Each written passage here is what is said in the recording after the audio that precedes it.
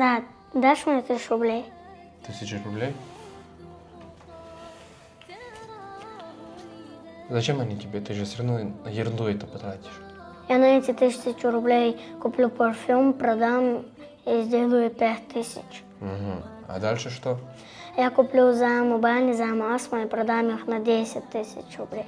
И дальше? Я куплю больше заму бани и заму астма и продам их, у меня получится 50 000 рублей. 50 000. А дальше что?